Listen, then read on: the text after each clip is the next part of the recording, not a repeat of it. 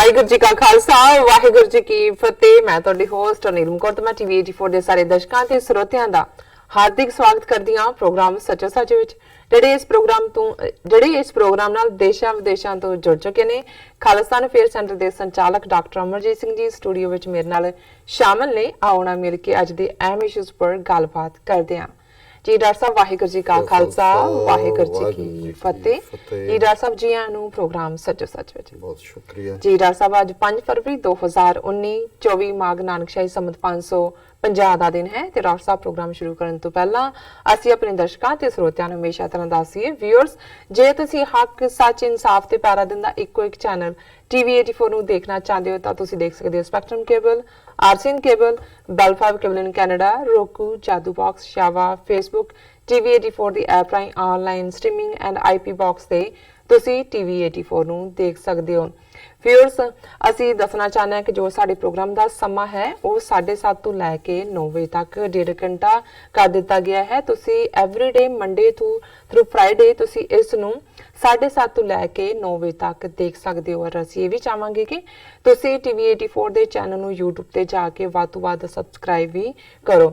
ਔਰ ਇਹ ਵੀ ਅਸੀਂ ਤੁਹਾਨੂੰ ਦੱਸ ਦਈਏ, ਜਿਸ ਤਰ੍ਹਾਂ ਕੱਲ ਵੀ ਅਸੀਂ ਦੱਸਿਆ ਸੀ ਕਿ ਜੋ ਫੇਸਬੁੱਕ ਜੋ ਬਲੌਕ ਕੀਤਾ ਗਿਆ ਸੀ ਉਹ ਓਪਨ ਹੋ ਚੁੱਕਿਆ ਹੈ। ਤੁਸੀਂ ਇਸ ਨਾਲ ਫਿਰ ਦੁਬਾਰਾ ਜੁੜ ਜਾਓ ਔਰ ਜੋ ਤੁਸੀਂ ਕਮੈਂਟ ਨੇ, ਜੋ ਵੀ ਤੁਹਾਡੇ ਰਾਏ ਤੇ ਸੁਝਾਅ ਨੇ ਉਹ ਵੀ ਤੁਸੀਂ ਸਾਨੂੰ ਭੇਜ ਸਕਦੇ ਹੋ। ਔਰ ਤੁਸੀਂ ਲਾਈਵ ਜੋ ਸਾਡਾ ਪ੍ਰੋਗਰਾਮ ਸੱਚੋ ਸੱਚ ਹੈ ਉਸ ਨੂੰ ਤੁਸੀਂ ਦੇਖ ਸਕਦੇ ਹੋ।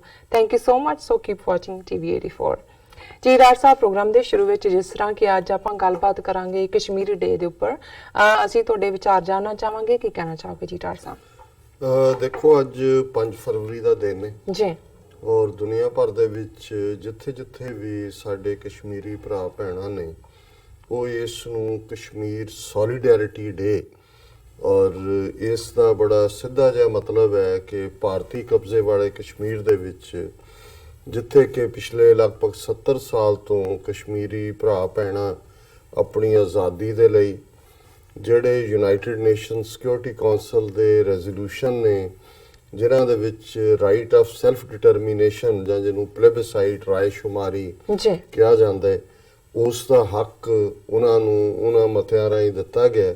ਲੇਕਿਨ ਜਿਸ ਨੂੰ ਭਾਰਤ ਨੇ ਕਦੇ ਵੀ ਉਹਨਾਂ ਮਤਿਆਂ ਦੇ ਉੱਤੇ ਜਿਹੜੀ ਹੈ ਉਹ ਅਮਲ ਦਰਾਮਦ ਨਹੀਂ ਕੀਤਾ।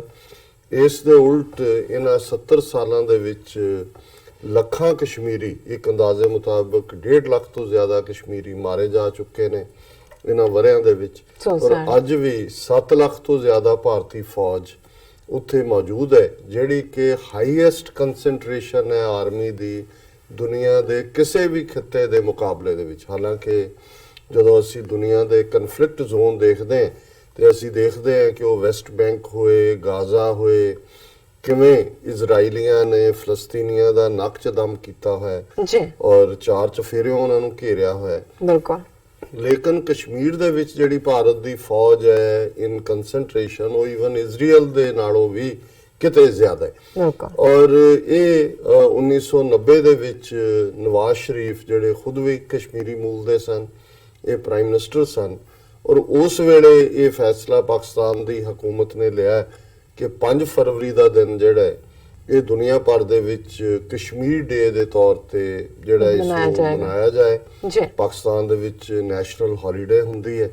ਥਾਂ ਦੇ ਉੱਤੇ ਅੱਜ ਜਿੱਥੇ ਕਸ਼ਮੀਰ ਆਜ਼ਾਦ ਕਸ਼ਮੀਰ ਦੇ ਵਿੱਚ ਮੁਕੰਮਲ ਸਟ੍ਰਾਈਕ ਹੈ, ਉੱਥੇ ਥਾਂ ਦੇ ਉੱਤੇ ਰੈਲੀਜ਼ ਵੀ ਹੋ ਰਹੀਆਂ ਨੇ ਔਰ ਸੈਮੀਨਾਰ ਵੀ ਹੁੰਦੇ ਨੇ, ਡਿਸਕਸ਼ਨਸ ਵੀ ਹੁੰਦੀਆਂ ਨੇ। ਉਹਨਾਂ ਵੱਲ ਵੀ ਮੈਂ ਆਵਾਂਗਾ।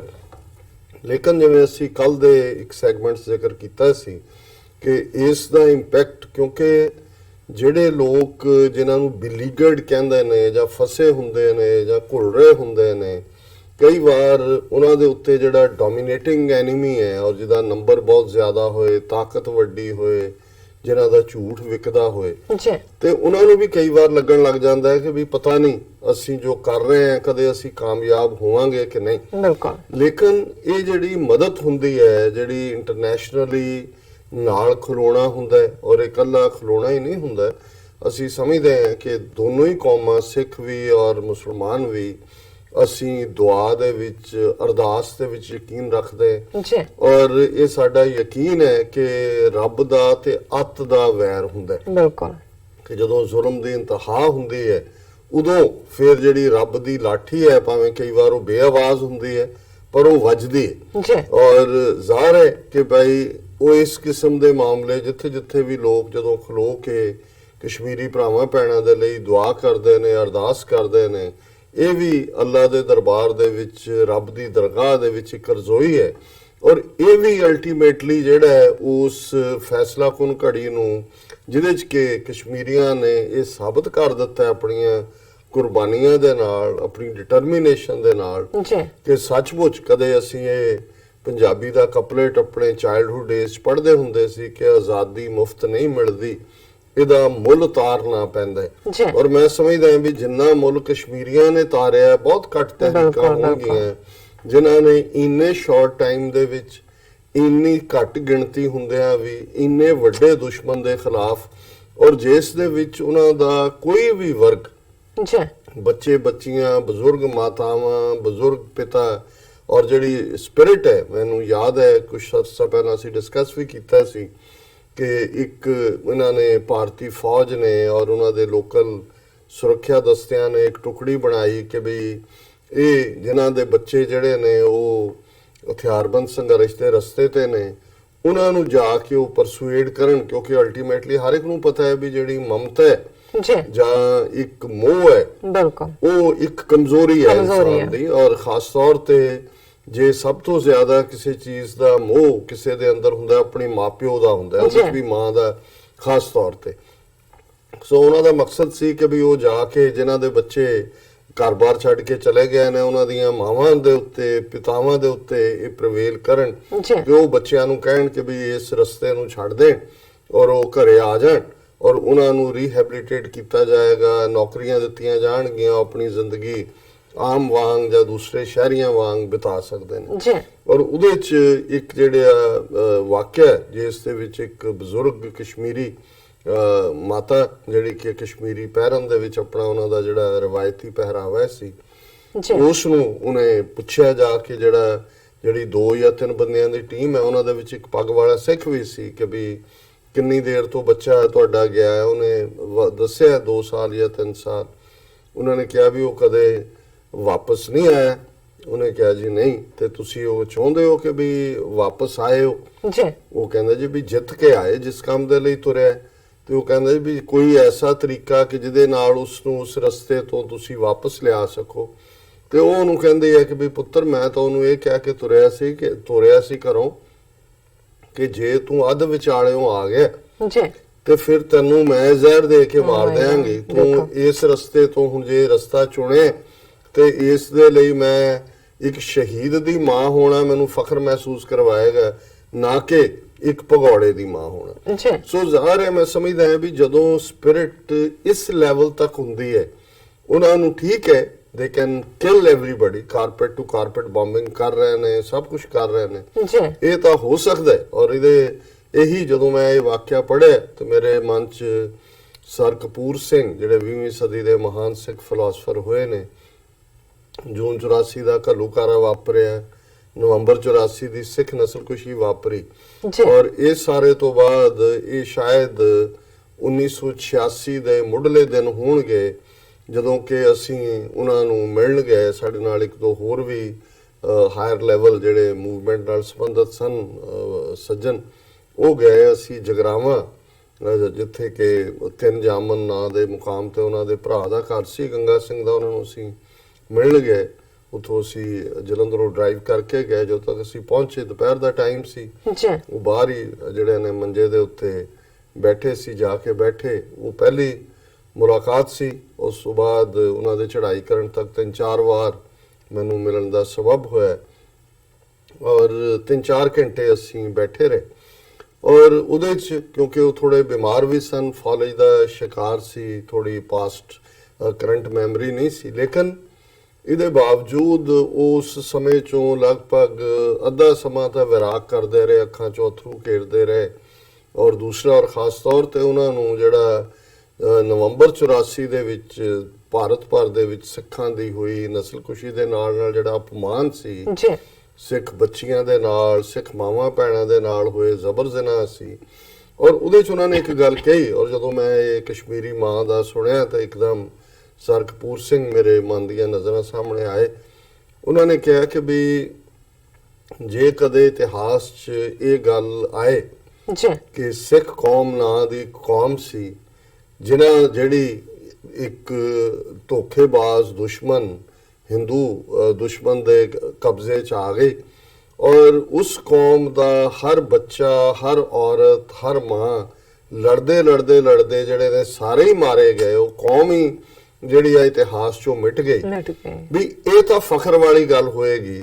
ਇਸ ਹਾਲਤ ਨਾਲੋਂ ਜਿਸ ਦੇ ਵਿੱਚ ਅੱਜ ਅਸੀਂ ਇਹਨਾਂ ਦੇ ਹੱਥਾਂ 'ਚ ਜ਼ਲੀਲ ਹੋ ਰਹੇ ਹਾਂ ਔਰ ਇਹਨਾਂ ਦੇ ਹੱਥਾਂ 'ਚ ਖਵਾਰ ਹੋ ਰਹੇ ਹਾਂ, ਸੋ ਮੈਂ ਸਮਝਦਾ ਵੀ ਕਸ਼ਮੀਰੀਆਂ ਨੇ ਆਲਮੋਸਟ ਇਹ ਧਾਰ ਲਿਆ ਕਿ ਉਹਨਾਂ ਨੇ ਭਾਵੇਂ ਉਹ ਫਨਾਹ ਹੋ ਜਾਣ, ਬਿਲਕੁਲ ਤਬਾਹ ਬਰਬਾਦ ਹੋ ਜਾਣ, ਪਰ ਉਹਨਾਂ ਨੇ ਹਿੰਦੂ ਤਵੀਆਂ ਦੀ ਔਰ ਇੰਡੀਅਨ ਸਿਸਟਮ ਦੀ ਗੁਲਾਮੀ ਨਹੀਂ ਕਬੂਲ। ਹਾਲਾਂਕਿ ਦਾ ਮਤਲਬ ਇਹ ਨਹੀਂ ਹੈ ਵੀ ਉਹਨਾਂ 'ਚ ਰੈਂਟਾ ਮੁਸਲਮ ਨਹੀਂ ਨੇ, ਉਹਨਾਂ 'ਚ ਵੀ ਹੁਣ ਚੋਣਾਂ ਦੇ ਨਾਂ ਥੱਲੇ ਕਿਵੇਂ ਸਾਰੇ ਸੌਦੇਬਾਜ਼ੀਆਂ ਵੀ ਹੋਣਗੀਆਂ, ਵਿਕਣ ਵਾਲੇ ਲੋਕ ਹਮੇਸ਼ਾ ਰਹੇ ਨੇ, ਲੇਕਿਨ ਇੱਕ ਵੱਡਾ ਹਿੱਸਾ ਜਿਹੜਾ ਹਮੇਸ਼ਾ ਜਿਹੜਾ ਕਾਮਨਰ ਹੈ, ਜਿਹੜਾ ਕੁੱਲੀਆਂ 'ਚ ਰਹਿਣ ਵਾਲਾ ਹੈ, ਜਿਹੜਾ ਗੁਰਬਤ ਨਾਲ ਘੁਲਣ ਵਾਲਾ ਹੈ, ਜਿਹੜਾ ਲਾਲਚ ਤੋਂ ਦੂਰ ਹੈ, ਜਿਸ ਨੂੰ ਆਪਣੀ ਗੈਰਤ, ਆਪਣੀ ਅਣਖ, ਆਪਣੀ ਇੱਜ਼ਤ, ਆਪਣੀ ਅਜ਼ਮਤ, ਆਪਣੀ ਆਜ਼ਾਦੀ ਉਹ ਪਿਆਰੀ ਹੈ।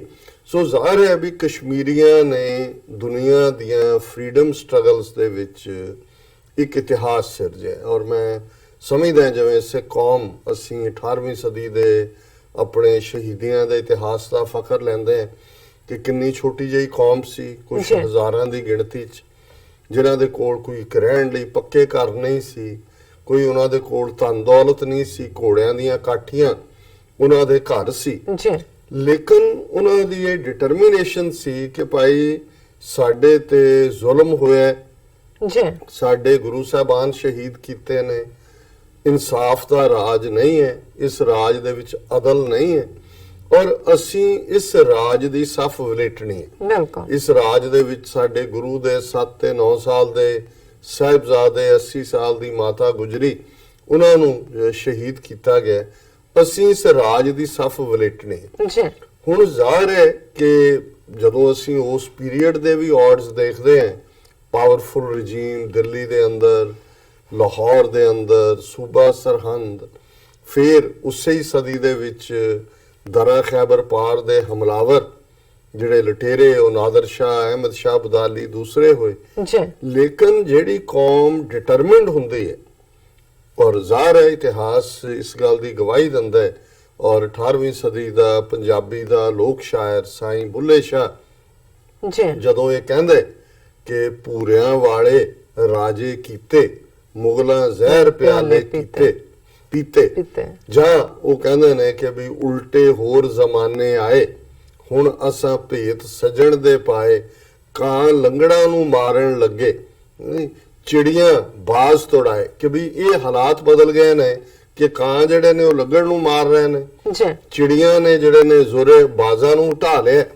ਔਰ ਉਲਟੇ ਹੋਰ ਜ਼ਮਾਨੇ ਆਏ, ਹੁਣ ਇਹ ਹੈ ਜਿਹੜਾ ਚਿੜੀਆਂ ਦਾ ਬਾਜ਼ਾਂ ਨੂੰ ਤੋੜਨਾ, ਔਰ ਭੂਰਿਆਂ ਵਾਲੇ ਰਾਜੇ ਕੀਤੇ, ਕਿ ਜਿਹੜੇ ਸਧਾਰਨ ਭੂਰਿਆਂ ਦੀ ਬੁੱਕਲ ਮਾਰਨ ਵਾਲੇ ਘੋੜਿਆਂ ਦੀਆਂ ਕਾਠੀਆਂ ਤੇ ਉਹਨਾਂ ਨੇ ਵੇਲੇ ਦੀ ਹਕੂਮਤ ਸਾਂਭੀ, ਔਰ ਹੇਠਲੀ ਜਿਹੜੀ ਆ ਉੱਤੇ ਆ ਗਈ। ਹੁਣ ਇਹ ਹੁੰਦਾ ਜਦੋਂ ਕੌਮਾਂ ਡਿਟਰਮਿਨਡ ਹੁੰਦੀਆਂ, ਔਰ ਇਸ ਗੱਲ ਦੇ ਬਾਰੇ ਕੋਈ ਦੋ ਰਾਵਾਂ ਨਹੀਂ ਨੇ ਕਿ ਗੁਲਾਮ ਉਹ ਬਣਦਾ ਜੋ ਗੁਲਾਮ ਰਹਿਣਾ ਚਾਹੁੰਦਾ, ਜੋ ਗੁਲਾਮ ਨਹੀਂ ਰਹਿਣਾ ਚਾਹੁੰਦਾ ਉਹਨੂੰ ਕੋਈ ਗੁਲਾਮ ਨਹੀਂ ਬਣਾ ਸਕਦਾ। ਔਰ ਮੈਂ ਸਮਝਦਾ ਹਾਂ ਵੀ ਕਸ਼ਮੀਰੀ ਆਵਾਮ ਨੇ ਇਸ ਦੌਰ ਦੇ ਵਿੱਚ ਇਤਿਹਾਸ ਸਿਰਜਿਆ, ਔਰ ਜ਼ਾਹਿਰ ਹੈ ਮੈਂ ਉਹ ਗੱਲਾਂ ਨਹੀਂ ਕਰਾਂਗਾ ਜਿਹੜੀਆਂ ਇੱਕ ਜ਼ਮਾਨਾ ਸੀ ਕਿ ਕਸ਼ਮੀਰੀਆਂ ਨੂੰ ਲੈ ਕੇ, ਉਹਨਾਂ ਦੇ ਡਰਪੋਕ ਹੋਣ ਨੂੰ ਲੈ ਕੇ ਜਿਸ ਕਿਸਮ ਦੇ ਲਤੀਫੇ ਔਰ ਦੂਸਰੀਆਂ ਤੀਸਰੀਆਂ ਗੱਲਾਂ ਚਾਰ ਚੁਫੇਰੇ ਮਾਹੌਲ ਦੇ ਵਿੱਚ ਹੁੰਦੀਆਂ ਸੀ, ਲੇਕਿਨ ਉਹਨਾਂ ਨੇ ਆਪਣਾ ਉਹ ਖਾਸਾ ਵੀ ਬਦਲ ਕੇ ਦਿਖਾਇਆ।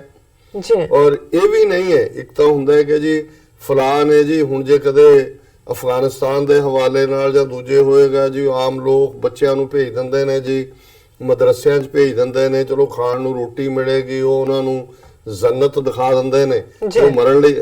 ਕਸ਼ਮੀਰੀਆਂ 'ਚ ਤੁਸੀਂ ਦੇਖੋਗੇ ਅੱਜ ਜਿਹੜੀ ਉਹਨਾਂ ਦੀ ਸਟਰਗਲ ਹੈ, ਕੋਈ ਉਹਨਾਂ ਦੇ ਡਾਕਟਰ ਨੇ, ਕੋਈ ਇੰਜੀਨੀਅਰ ਨੇ, ਕੋਈ PhD ਨੇ, ਕੋਈ ਚੰਗੇ ਭਲੇ ਜਿਹੜੇ ਗਵਰਨਮੈਂਟ ਜੌਬਾਂ 'ਚ ਉੱਥੇ ਲੋਕ ਨੇ, ਉਹਨਾਂ ਦੇ ਪੁੱਤਰ ਪੁੱਤਰੀਆਂ ਨੇ। ਸੋ ਜ਼ਾਹਰ ਹੈ ਵੀ ਇਹ ਕੋਈ ਪੈਸੇ ਦੀ ਲੋੜ ਨਹੀਂ ਹੈ, ਜਾਂ ਇੱਕ ਰੁਜ਼ਗਾਰ ਨਹੀਂ ਹੈ, ਜਾਂ ਉਹਨਾਂ ਨੂੰ ਕੋਈ ਜੰਨਤ ਦੀ ਟਿਕਟ ਮਿਲਣ ਦੀ ਗੱਲ ਨਹੀਂ ਹੈ। ਔਰ ਸਟਰਗਲ ਵੀ ਕਸ਼ਮੀਰੀਆਂ ਦੀ ਆਪਣੀ ਹੈ। ਇੱਕ ਜ਼ਮਾਨਾ ਸੀ ਕਿ ਜੀ ਉਹ ਆ ਗਏ, ਮਿਡਲ ਈਸਟ ਦੇ ਗੁਰਿਲੇ ਆ ਗਏ, ਅਫਗਾਨ ਆ ਗਏ ਦੂਜੇ। ਅੱਜ ਭਾਰਤੀ ਏਜੰਸੀਆਂ ਵੀ ਇਹ ਮੰਨਦੀਆਂ ਨੇ ਕਿ ਜਿਹੜੀ ਇਹ ਸਾਰੀ ਸਟਰਗਲ ਹੈ, ਇਹ ਕਸ਼ਮੀਰੀ ਲੋਕ ਆਪਣੇ ਬਲਬੂਤੇ ਦੇ ਉੱਤੇ ਲੜ ਰਹੇ ਨੇ। ਕਿਉਂਕਿ ਪਾਕਿਸਤਾਨ ਪਾਰਟੀ ਹੈ ਇਹ ਸਾਰੇ ਦੇ ਵਿੱਚ। ਜਦੋਂ ਇਸ਼ੂ ਵੀ ਲੈ ਕੇ ਗਏ ਇੰਡੀਆ, ਨਹਿਰੂ ਲੈ ਕੇ ਗਿਆ UN ਸਿਕਿਉਰਿਟੀ ਕਾਉਂਸਲ 'ਚ, ਉਹਦੇ 'ਚ ਜ਼ਾਹਰ ਹੈ ਕਿ ਵੀ ਭਾਰਤ ਔਰ ਪਾਕਿਸਤਾਨ 'ਚੋਂ ਕਿਹਨੂੰ ਜੁਆਇਨ ਕਰਨਾ, ਜਿਹੜਾ ਪਲੇਬਿਸਾਈਡ ਦੇ ਰੈਜ਼ੋਲੂਸ਼ਨ ਨੇ ਉਸ ਮੁੱਦੇ ਦੇ ਉੱਤੇ ਨੇ। ਪਾਕਿਸਤਾਨ ਨੇ ਇਸ ਮੁੱਦੇ ਤੇ ਜੰਗਾਂ ਵੀ ਲੜੀਆਂ ਨੇ।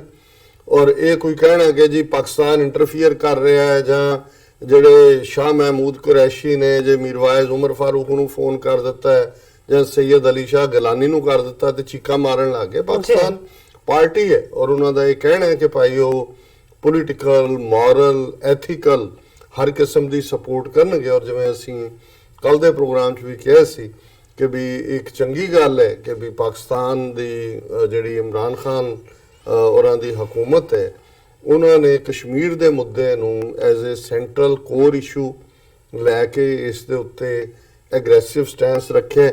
ਔਰ ਜਿਵੇਂ ਉਹਨਾਂ ਦੇ ਫੋਰਨ ਮਿਨਿਸਟਰ ਮਿਸਟਰ ਕੁਰੈਸ਼ੀ ਨੇ ਵੀ ਕਸ਼ਮੀਰ ਇੱਕ corner stone of Pakistan's foreign policy. Corner stone ਦਾ ਮਤਲਬ ਇਹ ਹੈ ਕਿ ਵੀ ਇਹਨੂੰ ਜਿਹੜਾ ਅਸੀਂ ਅਬੰਡਨ ਨਹੀਂ ਕਰ ਸਕਦੇ, ਸਾਡੇ ਲਈ ਬਹੁਤ ਅਹਿਮੀਅਤ ਵਾਲਾ ਮੁਕਾਮ ਹੈ। ਔਰ ਆਲਰੇਡੀ ਉਹ ਜਿਹੜੇ ਨੇ ਲੰਡਨ ਪਹੁੰਚ ਗਏ ਨੇ ਮਿਸਟਰ ਕੁਰੈਸ਼ੀ, ਔਰ ਉਹਨਾਂ ਨੇ ਅੱਜ ਐਡਰੈਸ ਵੀ ਕੀਤਾ ਹੈ ਬ੍ਰਿਟਿਸ਼ ਪਾਰਲੀਮੈਂਟ ਦੇ ਵਿੱਚ ਕਸ਼ਮੀਰੀਆਂ ਦੀ ਕਾਨਫਰੰਸ, ਉਹਦਾ ਵੀ ਅਸੀਂ ਜ਼ਿਕਰ ਕਰਾਂਗੇ।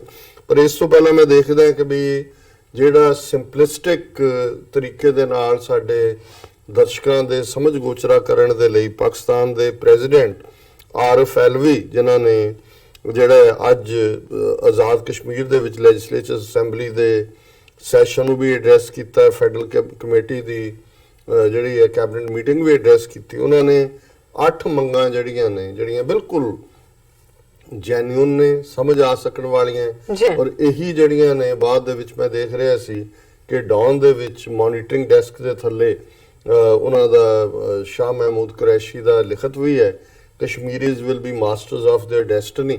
ਇਹੀ ਡਿਮਾਂਡਸ ਉਹਨਾਂ ਨੇ ਵੀ ਉਹਦੇ 'ਚ ਪੁੱਟ ਕੀਤੀਆਂ ਨੇ।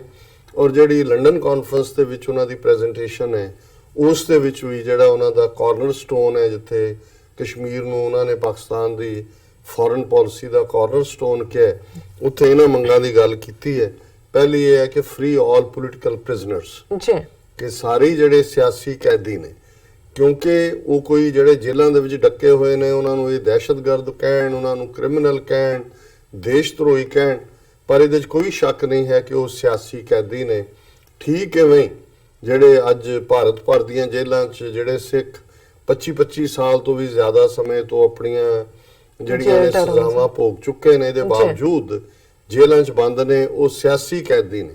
ਔਰ ਇਹੀ ਟਰਮ ਹੁਣ ਪੰਜਾਬ ਦੇ ਵਿੱਚ ਵੀ ਜਿਹੜੀ ਹੈ ਸਿੱਖ ਪੋਲੀਟੀਕਲ ਪ੍ਰਿਜ਼ਨਰਸ ਦੀ ਯੂਜ਼ ਹੁੰਦੀ ਹੈ। ਔਰ ਆਉਣ ਵਾਲੇ ਦਿਨਾਂ 'ਚ ਅਸੀਂ ਦੇਖ ਰਹੇ ਹਾਂ ਕਿ ਪੰਜਾਬ 'ਚ ਜਿਹੜੀਆਂ ਸਰਗਰਮ ਪੰਥਕ ਧਿਰਾਂ ਨੇ, ਉਹ ਪ੍ਰੋਗਰਾਮ ਉਲੀਕ ਰਹੀਆਂ ਨੇ ਕਿ ਕਿਵੇਂ ਥਾਂ-ਥਾਂ ਜੇਲ੍ਹਾਂ ਦੇ ਵਿੱਚ, ਜਿਵੇਂ ਅੰਮ੍ਰਿਤਸਰ ਜੇਲ੍ਹ ਵੱਲ ਮਾਰਚ ਕੀਤਾ ਜਾਏ, ਦੂਸਰਾ ਥਾਵਾਂ ਦੇ ਉੱਤੇ, ਤਾਂ ਕਿ ਸਿੱਖ ਜਿਹੜੇ ਪੋਲੀਟੀਕਲ ਪ੍ਰਿਜ਼ਨਰਸ ਨੇ ਉਹਨਾਂ ਦੀ ਰਿਹਾਈ ਲਈ ਪ੍ਰੈਸ਼ਰ ਬਿਲਟ ਹੋਏ। ਸੋ ਪਹਿਲੀ ਮੰਗ ਹੈ free all political prisoners Kashmir ਦੇ ਕੰਟੈਕਸਟ।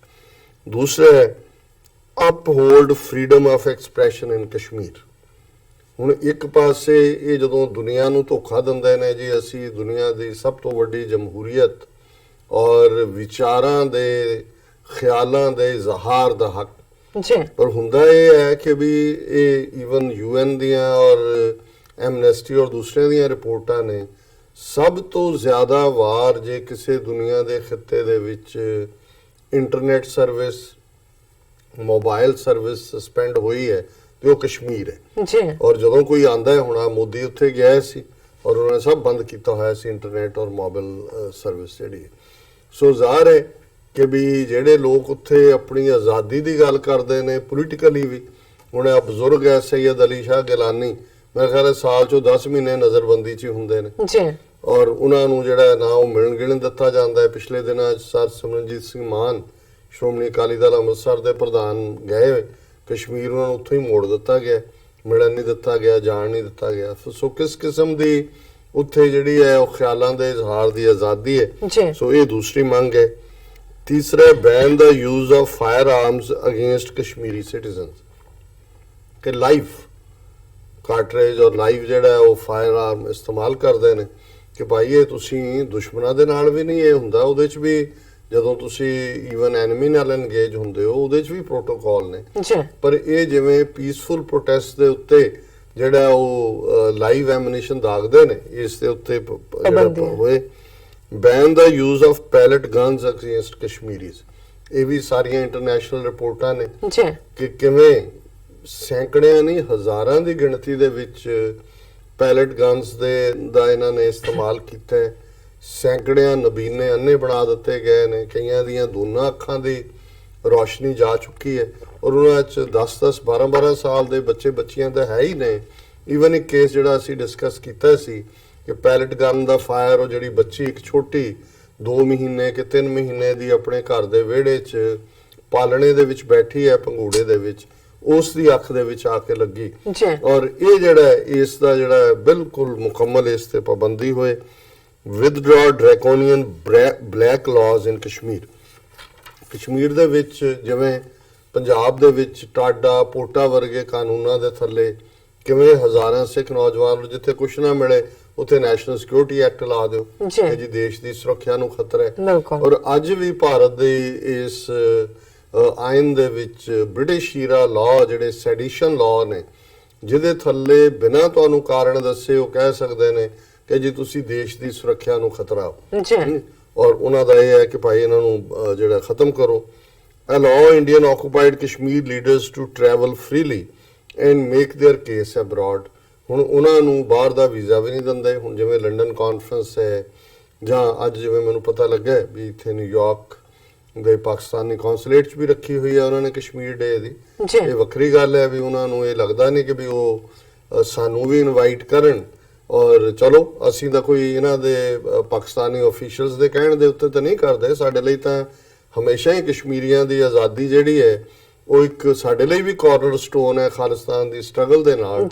ਲੇਕਿਨ ਮੈਂ ਸਮਝਦਾ ਵੀ ਬਹੁਤ ਵਾਰ ਜਿਹੜੇ ਇਹਨਾਂ ਦਾ ਵੀ ਇੱਕ ਆਫੀਸ਼ੀਅਲ ਲਾਣ ਹੈ, ਉਹਨਾਂ ਨੇ ਆਪਣੇ ਸਾਲ ਦੇ ਉਹ ਜਿਹੜਾ ਸਕੇਜੂਲ ਬਣਾਇਆ ਹੁੰਦਾ ਉਹਦੇ 'ਚ ਇੱਕ ਮਾਰਕ ਕੀਤਾ ਹੁੰਦਾ ਔਰ ਰਿਪੋਰਟ ਭੇਜਣੀ ਹੁੰਦੀ ਹੈ ਜੇ ਅਸੀਂ ਕਰਤਾ ਕਦੇ ਵੀ ਇਫੈਕਟਿਵਲੀ। ਔਰ ਮੈਂ ਸਮਝਦਾ ਵੀ ਜਿੰਨਾ ਪੋਟੈਂਸ਼ੀਅਲ ਅਮਰੀਕਾ ਦੇ ਵਿੱਚ ਹੈ, ਜੇ ਇੰਗਲੈਂਡ ਦੇ ਵਿੱਚ ਉਹਨਾਂ ਦੇ ਕੌਂਸੂਲੇਟ ਜਾਂ ਪਾਰਲੀਮੈਂਟਰੀ ਲੈਵਲ ਦੇ ਉੱਤੇ ਇਸ ਲੈਵਲ ਦਾ ਫੰਕਸ਼ਨ ਜਿਹੜੇ ਨੇ ਉਹ ਆਰਗੇਨਾਈਜ਼ ਕਰ ਸਕਦੇ ਨੇ, ਜਿਹਦੇ ਲਈ ਈਵਨ ਇੰਡੀਅਨ ਫੋਰਨ ਮਿਨਿਸਟਰੀ ਨੇ 3 ਵਾਰ ਜਿਹੜੇ ਨੇ ਉਹ ਡਿਮਾਰਸ਼ੇ ਭੇਜੇ ਨੇ ਉਹਨਾਂ ਨੂੰ ਕਿ ਜੀ ਇਹਨਾਂ ਨੂੰ ਨਾ ਹੋਣ ਦਿਓ। ਔਰ ਇੰਗਲੈਂਡ ਦੀ ਗਵਰਨਮੈਂਟ ਨੇ ਕਿਹਾ ਵੀ ਨਹੀਂ, ਇਹ ਬੇਸਿਕ ਹੱਕ ਹੈ। ਔਰ ਇੱਥੇ ਜਿੱਥੇ ਕਿ ਸਿੱਖਾਂ ਦੀ ਅਨਕੰਡੀਸ਼ਨਡ ਸਪੋਰਟ ਹੈ ਔਰ ਅਸੀਂ ਪਿਛਲੇ 30 ਸਾਲ ਤੋਂ ਬਿਨਾਂ ਕਿਸੇ ਦੇ ਕਹਿਣ ਤੇ ਲੱਗੇ, ਲੇਕਿਨ ਇੱਥੋਂ ਵਾਲਿਆਂ ਨੂੰ ਜੇ ਇਹ ਅਹਿਸਾਸ ਨਹੀਂ ਹੈ ਕਿ ਇਹਨਾਂ ਦਾ ਸਪੋਰਟ ਬੇਸ ਕੀ ਹੈ ਤਾਂ ਫਿਰ ਇਹ ਕਿੰਨੀ ਸਿੰਸੈਰਿਟੀ ਦੇ ਨਾਲ ਕਰਦੇ ਹੋਣਗੇ ਮੈਨੂੰ ਨਹੀਂ ਪਤਾ।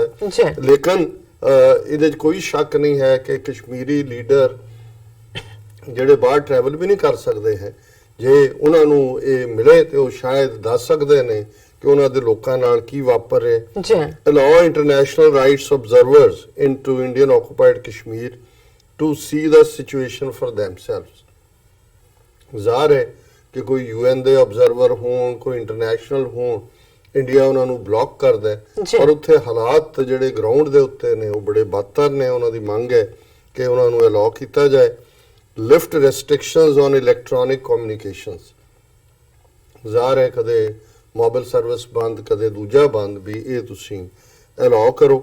ਔਰ ਇਸੇ ਤਰ੍ਹਾਂ ਜਿਹੜੇ ਅੱਜ ਫੰਕਸ਼ਨ ਪਾਕਿਸਤਾਨ ਦੇ ਵਿੱਚ ਨੇ, ਜਮਾਇਤ ਇਸਲਾਮੀ, ਆਵਾਨੇ कारकुनान तहरीक Pakistan, Jamaat Ulema Islam and others organised rallies in Karachi, Lahore, Peshawar and Quetta. ਉਸ ਦੇ ਵਿੱਚ ਉਹਨਾਂ ਨੇ ਰੈਲੀਜ਼ ਕੀਤੀਆਂ ਨੇ। ਇਸੇ ਤਰ੍ਹਾਂ ਯੂਨਾਈਟਿਡ ਕਿੰਗਡਮ ਦੇ ਵਿੱਚ ਜਿਹੜੀ ਉੱਥੇ 2017 ਚ Jammu Kashmir self determination movement ਉੱਥੇ ਸ਼ੁਰੂ ਹੋਈ ਸੀ। ਪਾਕਿਸਤਾਨ ਹਾਈ ਕਮਿਸ਼ਨਰ ਨੇ ਬ੍ਰਿਟਿਸ਼ ਪਾਰਲੀਮੈਂਟ ਦੇ ਵਿੱਚ ਇਹਦੀ ਸ਼ੁਰੂਆਤ ਕੀਤੀ। 20 ਜਿਹੜੇ ਨੇ ਮੈਂਬਰ ਪਾਰਲੀਮੈਂਟ ਉਹਦੇ 'ਚ ਸ਼ਾਮਲ ਹੋਏ ਸੀ, ਆਲ ਪਾਰਟੀ ਪਾਰਲੀਮੈਂਟਰੀ ਗਰੁੱਪ ਦੇ।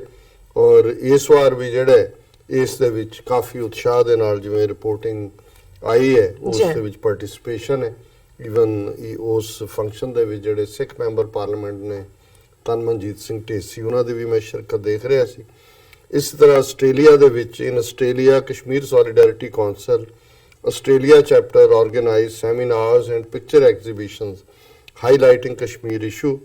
It requests world leaders to come forward and solve this matter. ਜੀ ਸੋ ਇਹ ਜਿਹੜੇ ਨੇ ਅੱਜ ਦੇ ਨਾਲ ਰਿਲੇਟਡ ਥਾਂ ਤੇ ਫੰਕਸ਼ਨ ਹੋ ਰਹੇ ਨੇ। ਔਰ ਜਿਵੇਂ ਮੈਂ ਪਹਿਲਾਂ ਜ਼ਿਕਰ ਕੀਤਾ ਹੈ ਕਿ ਫੋਰਨ ਮਿਨਿਸਟਰ ਸ਼ਾਹ ਮਹਿਮੂਦ ਕੁਰੈਸ਼ੀ ਜਿਹੜੇ ਕਿ ਬ੍ਰਿਟਿਸ਼ ਪਾਰਲੀਮੈਂਟ ਦੇ ਵਿੱਚ ਇੰਟਰਨੈਸ਼ਨਲ ਕਾਨਫਰੰਸ ਨੂੰ ਅਟੈਂਡ ਕਰ ਰਹੇ ਨੇ, ਉਹਨਾਂ ਨੇ expressing solidarity with the struggling Kashmiris for their right to self-determination. The minister praised the participants for asking India to repeal draconian laws, ਉਹੀ ਜਿਹੜੀਆਂ ਮੈਂ ਮੰਗਾਂ ਕਹੀਆਂ ਨੇ। ਔਰ ਉਹਨਾਂ ਨੇ ਕਿਹਾ ਕਿ in India occupied Kashmir, humanity is bleeding, the valley is burning, people are groaning under the weight of an occupation that is becoming harsher by the day. ਜੀ ਕਿ ਭਾਈ ਕਿਵੇਂ ਲੋਕ ਜ਼ੁਲਮ ਦਾ ਸ਼ਿਕਾਰ ਨੇ, ਲੋਕ ਦੁਖੀ ਨੇ, ਇਨਸਾਨੀਅਤ ਜਿਹੜੀ ਆ ਉਹ ਲਹੂ ਲੁਹਾਨ ਹੈ। Every passing day brings sordid news of rape, murder, killings and grievous injuries inflicted upon hapless civilians by Indian forces armed to their teeth. ਜੀ ਕਿ ਜਿਹੜੇ ਬਿਲਕੁਲ ਸਿਰ ਤੋਂ ਪੈਰਾਂ ਤੱਕ ਹਥਿਆਰਾਂ ਨਾਲ ਲੈਸ ਫੌਜ ਹੈ, ਉਹ ਲਗਾਤਾਰਤਾ ਦੇ ਨਾਲ ਜ਼ਬਰ ਜ਼ਨਾ ਕਰਦੀ ਹੈ, ਕਤਲ ਕਰਦੀ ਹੈ। ਔਰ ਜਿਹੜੇ ਵਿਚਾਰੇ ਬੇਬਸ ਸਿਵਿਲੀਅਨਸ ਨੇ ਉਹਨਾਂ ਦੇ ਉੱਤੇ ਜ਼ੁਲਮ ਕਰ ਰਹੀ ਹੈ। ਔਰ ਉਹਨਾਂ ਨੇ ਸ਼ਾਹ ਮਹਿਮੂਦ ਕੁਰੈਸ਼ੀ ਨੇ ਇੰਟਰਨੈਸ਼ਨਲ ਕਮੇਟੀ ਦੀ ਤਾਰੀਫ ਵੀ ਕੀਤੀ ਹੈ ਕਿ ਭਾਈ ਉਹਨਾਂ ਨੇ ਭਾਰਤ ਦੇ ਜ਼ੁਲਮਾਂ ਦਾ ਨੋਟਿਸ ਵੀ ਲਿਆ। The Indian leadership has repeatedly reaffirmed their commitment, but India has repeatedly reneged on its solemn commitment, choosing instead the destructive path of genocide and repression. ਔਰ ਉਹਦੇ 'ਚ ਉਹਨਾਂ ਨੇ ਉਹੀ ਗੱਲਾਂ ਕਹੀਆਂ ਜਿਹੜੀਆਂ ਮੈਂ ਆਲਰੇਡੀ ਜ਼ਿਕਰ ਕਰਕੇ ਹਟਿਆ ਕਿ heavy consultation of armed forces ਹੈ, ਡਰੈਕੋਨੀਅਨ ਲਾਅ ਹੈ, armed forces special powers act ਹੈ। ਫਿਰ ਉਹਨਾਂ ਨੇ ਕਿਹਾ ਕਿ where in the world you will find mass graves, ਕਿੱਥੇ ਮਾਸ ਗ੍ਰੇਵਸ ਨੇ ਦੁਨੀਆ 'ਚ ਜਿਹੜੀਆਂ ਕਿ ਉੱਥੇ ਕਸ਼ਮੀਰ 'ਚ ਬਣਾਈਆਂ ਨੇ। ਫਿਰ ਉਹਨਾਂ ਨੇ 2009 ਦੀ ਰਿਪੋਰਟ ਜਿਹੜੀ ਹੈ ਇੰਟਰਨੈਸ਼ਨਲ ਪੀਪਲਸ ਟ੍ਰਿਬਿਊਨਲ ਦੀ ਔਰ association for parents of disappeared persons ਦੀ ਉਹਨਾਂ ਨੂੰ ਕੋਟ ਕੀਤਾ। ਔਰ ਐਂਡ 'ਚ ਉਹਨਾਂ ਨੇ ਕਿਹਾ under which canon of fundamental law is blinding of innocent protesters by pellet guns is a justified action. ਸੋ ਇਹ ਅਸੀਂ ਇਸ ਸਾਰੇ ਦੀ ਜਿਹੜੀ ਹੈ ਮੁਕੰਮਲ ਹਮਾਇਤ ਕਰਦੇ ਹਾਂ। ਇਸੇ ਤਰ੍ਹਾਂ ਈਵਨ ਇਮਰਾਨ ਖਾਨ ਸਾਹਿਬ ਨੇ ਵੀ ਇਸ ਦੇ ਮੌਕੇ ਦੇ ਉੱਤੇ ਆਪਣਾ ਟਵੀਟ ਕਰਕੇ ਕਸ਼ਮੀਰੀ ਲੋਕਾਂ ਦੇ ਨਾਲ ਯਕਜ਼ਦੀ, ਜਿਹਨੂੰ ਅਸੀਂ ਸੋਲੀਡੈਰਿਟੀ ਕਹਿੰਦੇ ਉਸ ਦਾ ਇਜ਼ਹਾਰ ਕੀਤਾ। ਔਰ ਅਸੀਂ ਅਗੇਨ ਸਾਡੇ ਲਈ ਤਾਂ almost day to day base ਤੇ ਇਹ ਇਸ਼ੂ ਹੁੰਦਾ ਹੈ, ਪਰ ਅੱਜ ਕਿਉਂਕਿ 5 ਫਰਵਰੀ ਦਾ ਦਿਨ ਯਕਜ਼ਦੀ ਦਾ ਦਿਨ ਹੈ ਕਸ਼ਮੀਰੀਆਂ ਦੇ ਨਾਲ, ਔਰ ਅਸੀਂ ਆਪਣੇ ਦੁਨੀਆ ਭਰ 'ਚ ਬੈਠੇ ਕਸ਼ਮੀਰੀ ਭਰਾ ਭੈਣਾਂ ਦੇ ਨਾਲ ਯਕਜ਼ਦੀ ਸੋਲੀਡੈਰਿਟੀ ਦਾ ਇਜ਼ਹਾਰ ਕਰਦੇ ਜਿਹੜੇ ਉਹਨਾਂ ਦੇ ਯੋਧੇ। ਮੈਂ ਸਮਝਦਾ ਲਾਸਟ ਈਅਰ ਇੱਥੇ ਇੱਕ ਕਸ਼ਮੀਰੀ ਫੰਕਸ਼ਨ ਦੇ ਵਿੱਚ ਵੀ ਮੈਂ ਇਹ ਗੱਲ ਕਹੀ ਸੀ।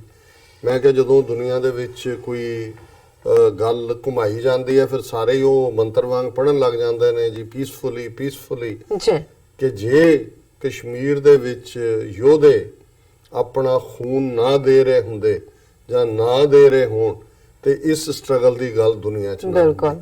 ਸੋ ਕਦੇ ਵੀ ਉਹਨਾਂ ਨੂੰ ਨਾ ਭੁੱਲੋ ਜਿਨ੍ਹਾਂ ਨੇ ਆਪਣਾ ਅੱਜ ਦਿੱਤਾ ਜਾਂ ਆਪਣਾ ਅੱਜ ਦੇ ਰਹੇ ਨੇ, ਤਾਂ ਕਿ ਕੌਮਾਂ ਦਾ ਆਉਣ ਵਾਲਾ ਕੱਲ ਸ਼ਾਨ ਮਤਾ ਹੋਏ, ਮਾਣ ਮਤਾ ਹੋਏ। ਸੋ ਜਦੋਂ ਤੁਸੀਂ ਆਜ਼ਾਦੀ ਦੇ ਰਸਤੇ ਤੇ ਤੁਰਦੇ ਹੋ ਤੇ ਤੁਹਾਨੂੰ ਪੀਸਫੁਲੀ ਆਪਣਾ ਹੱਕ ਨਹੀਂ ਮਿਲਦਾ, ਤੇ ਫਿਰ ਯੂਨਾਈਟਿਡ ਨੇਸ਼ਨਸ ਦੇ ਚਾਰਟਰ ਆਫ ਹਿਊਮਨ ਰਾਈਟਸ ਦਾ ਇਹ ਪ੍ਰੀਐਂਬਲ ਹੈ, ਉਸ ਦੀ ਭੂਮਿਕਾ ਹੈ ਕਿ if a man is not to be compelled as a last resort to rebellion, his human rights must be protected by the rule of the law. ਕਿ ਜੇ ਤੁਸੀਂ ਕਿਸੇ ਮਨੁੱਖ ਨੂੰ ਬਗਾਵਤ ਦੇ ਅਖੀਰਲੇ ਉਸ ਰਸਤੇ ਤੇ ਜਾਣ ਤੋਂ ਰੋਕਣਾ ਤੇ ਹਰ ਹਾਲਤ ਵਿੱਚ ਉਹਦੇ ਇਨਸਾਨੀ ਹਕੂਕਾਂ ਦੀ ਹਿਫਾਜ਼ਤ ਹੋਣੀ ਚਾਹੀਦੀ ਹੈ। ਔਰ ਇਹ ਜਿਹੜਾ ਪ੍ਰੀਐਂਬਲ ਹੈ ਇਹ ਐਗਜ਼ੈਕਟਲੀ ਟ੍ਰਾਂਸਲੇਸ਼ਨ ਹੈ ਜੀ 10ਵੇਂ ਪਾਤਸ਼ਾਹ ਦੇ ਜ਼ਫਰਨਾਮੇ ਦੇ ਉਸ ਸ਼ੇਰ ਦੀ, ਜਿਹੜਾ ਜ਼ਫਰਨਾਮਾ 10ਵੇਂ ਪਾਤਸ਼ਾਹ ਨੇ ਔਰੰਗਜ਼ੇਬ ਨੂੰ ਲਿਖਿਆ ਸੀ। ਚੌਂਕਾਰਜ਼ ਹਮਾ ਹੀਲ ਤੇ ਦਰਗੁਜ਼ਸਤ ਹਲਾਲਸਤ ਬੁਰਦਨ ਬਾ ਸ਼ਮਸ਼ੀਰ ਦਸਤ, ਹੋਵੇ ਕੰਮ ਨਾ ਪੂਰਾ ਜੇਕਰ ਹੀਲੇ ਕਰ ਥੱਕ ਜਾਈਏ, ਹੈ ਹਲਾਲ ਨਾਲ ਤਲਵਾਰਾਂ ਹੱਥੀਂ ਫੜ ਫੜ ਵਾਈਏ।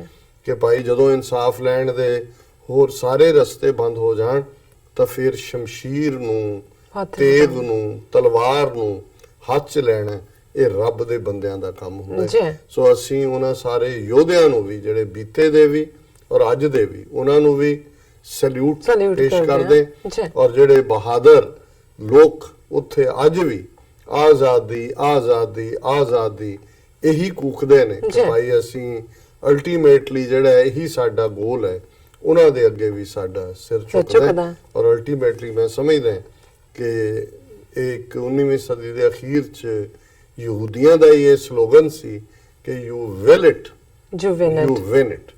ਔਰ ਸਾਡੇ ਗੁਰੂ ਨੇ ਤਾਂ 3 ਸਦੀਆਂ ਪਹਿਲਾਂ ਇਹ ਸਾਨੂੰ ਜਿਹੜਾ ਹੈ ਉਹ ਬੁਲੰਦ ਨਾਰਾ ਦਿੱਤਾ ਹੋਇਆ, ਨਿਸ਼ਚੈ ਕਰ ਆਪਣੀ ਜੀਤ ਕਰੋ। ਇਸ ਗੱਲ ਦੇ ਉੱਤੇ ਵਿਸ਼ਵਾਸ ਕਿ ਅਸੀਂ ਜਿੱਤਣਾ। ਸੋ ਅਲਟੀਮੇਟਲੀ ਭਾਰਤੀ ਕਬਜ਼ੇ ਵਾਲਾ ਕਸ਼ਮੀਰ ਇੱਕ ਦਿਨ ਇਸ ਕਬਜ਼ੇ ਤੋਂ ਛੁਟਕਾਰਾ ਪਾਏਗਾ। ਭਾਰਤੀ ਕਬਜ਼ੇ ਵਾਲਾ ਖਾਲਿਸਤਾਨ ਵੀ ਇਹਨਾਂ ਜ਼ਾਲਮਾਂ ਤੋਂ ਆਜ਼ਾਦ ਹੋਏਗਾ। ਨਾਰਥ ਈਸਟ ਦੇ ਸੂਬੇ ਵੀ ਔਰ ਸਾਊਥ ਏਸ਼ੀਆ ਦੇ ਵਿੱਚ ਆਜ਼ਾਦੀ ਦੀ ਹਵਾ ਜਿਹੜੀ ਹੈ ਉਹ ਆਪਣੀ ਮਹਿਕ ਲੈ ਕੇ ਆਏਗੀ। ਇਹ ਸਾਡਾ ਵਿਸ਼ਵਾਸ ਹੈ ਔਰ ਅਸੀਂ ਕਸ਼ਮੀਰੀਆਂ ਦੇ ਨਾਲ ਪੂਰਾ ਯਕਜ਼ਦੀ ਦਾ, ਸੋਲੀਡੈਰਿਟੀ ਦਾ ਇਜ਼ਹਾਰ ਕਰਦੇ ਹਾਂ। ਜੀ ਰਾਜ ਸਾਹਿਬ, ਤੁਹਾਡਾ ਬਹੁਤ ਬਹੁਤ ਸ਼ੁਕਰੀਆ। ਤੁਸੀਂ ਕਸ਼ਮੀਰ ਡੇ ਦੇ ਉੱਪਰ ਆਪਣੇ ਬਹੁਤ ਹੀ ਵਧੀਆ ਵਿਚਾਰ ਸਾਡੇ ਦਰਸ਼ਕਾਂ ਨਾਲ ਸਾਂਝੇ ਕੀਤੇ ਨੇ। ਆਈ ਹੋਪ ਸਾਡੇ ਦਰਸ਼ਕਾਂ ਨੂੰ ਪਸੰਦ ਆਏ ਹੋਣਗੇ। ਵਿਊਅਰਸ, ਇੱਥੇ ਲੈਣੇ ਆ ਬ੍ਰੇਕ ਤੋਂ ਪਹਿਲਾਂ ਅਸੀਂ ਤੁਹਾਨੂੰ ਅਪੀਲ ਤੇ ਬੇਨਤੀ ਕਰ ਦੇਣਾ ਚਾਹੁੰਦੇ ਹਾਂ। ਵਿਊਅਰਸ, ਜਿਸ ਤਰ੍ਹਾਂ ਕਿ ਤੁਸੀਂ ਜਾਣਦੇ ਹੋ ਕਿ ਟੀਵੀ 84 ਇੱਕ ਪੰਥਕ ਚੈਨਲ ਹੈ। ਟੀਵੀ 84 ਸਿੱਖਾਂ, ਕਸ਼ਮੀਰੀਆਂ ਦੇ ਭਾਰਤੀਆਂ, ਨਾਰਥ ਈਸਟ ਸਟੇਟਾਂ ਦੇ ਲੋਕਾਂ ਦੇ ਸਵੈਨਿਰਣੇ ਦੇ ਹੱਕਾਂ ਦਾ ਹਾਮੀ ਹੈ। ਅਸੀਂ ਚਾਹਾਂਗੇ ਕਿ ਤੁਸੀਂ ਟੀਵੀ 84 ਦੀ ਚੜ੍ਹਦੀ ਕਲਾ ਲਈ ਵੱਧ ਤੋਂ ਵੱਧ ਡੋਨੇਟ ਕਰੋ। ਡੋਨੇਟ ਕਰਨ ਲਈ ਸਾਡੀ ਵੈਬਸਾਈਟ tv84.tv ਤੇ ਜਾ ਕੇ ਪੇਪਲ ਦੀ ਵਰਤੋਂ ਕਰਕੇ ਵਨ ਟਾਈਮ ਡੋਨੇਟ ਕਰ ਸਕਦੇ ਹੋ, ਮੰਥਲੀ ਡੋਨੇਟ ਵੀ ਕਰ ਸਕਦੇ ਹੋ। ਤੁਸੀਂ ਟੀਵੀ 84 ਦੇ ਨਾਮ ਤੇ ਚੈੱਕ ਬਣਾ ਕੇ ਸਾਨੂੰ ਮੇਲ ਵੀ ਕਰ ਸਕਦੇ ਹੋ। ਸਾਡੇ ਇਸ ਪਤੇ ਤੇ 36-01 37th ਐਵਨਿਊ ਲੌਂਗ ਆਈਲੈਂਡ ਸਿਟੀ, ਨਿਊਯਾਰਕ 11101 USA, ਜਾਂ ਫਿਰ ਤੁਸੀਂ ਸਾਨੂੰ ਫੋਨ ਰਾਹੀਂ ਵੀ ਸੰਪਰਕ ਕਰ ਸਕਦੇ ਹੋ। ਸਾਡੇ ਫੋਨ ਨੰਬਰ ਤੇ 5164060694। ਅਸੀਂ ਆਪਣੇ ਦਰਸ਼ਕਾਂ ਨੂੰ ਇਹ ਵੀ ਦੱਸ ਦੇਣਾ ਚਾਹੁੰਦੇ ਹਾਂ ਜੋ ਸਾਡੇ ਪ੍ਰੋਗਰਾਮ ਦਾ ਸਮਾਂ ਹੈ ਉਹ 1.5 ਘੰਟਾ ਕਰ ਦਿੱਤਾ ਗਿਆ ਹੈ। ਤੁਸੀਂ ਮੰਡੇ ਥਰੂ ਫਰਾਈਡੇ ਇਸ ਨੂੰ 7:30 ਤੋਂ ਲੈ ਕੇ 9 ਵਜੇ ਤੱਕ ਦੇਖ ਸਕਦੇ ਹੋ। ਔਰ ਅਸੀਂ ਇਹ ਵੀ ਗੁਜ਼ਾਰਿਸ਼ ਕਰਾਂਗੇ ਕਿ ਤੁਸੀਂ ਟੀਵੀ 84 ਦੇ ਚੈਨਲ ਨੂੰ YouTube ਤੇ ਜਾ ਕੇ ਵੱਧ ਤੋਂ ਵੱਧ ਸਬਸਕ੍ਰਾਈਬ ਵੀ ਕਰੋ। Thank you so much. So keep watching TV 84। ਮਿਲਦੇ ਹਾਂ ਛੋਟੇ ਜਿਹੇ ਬ੍ਰੇਕ ਤੋਂ ਬਾਅਦ।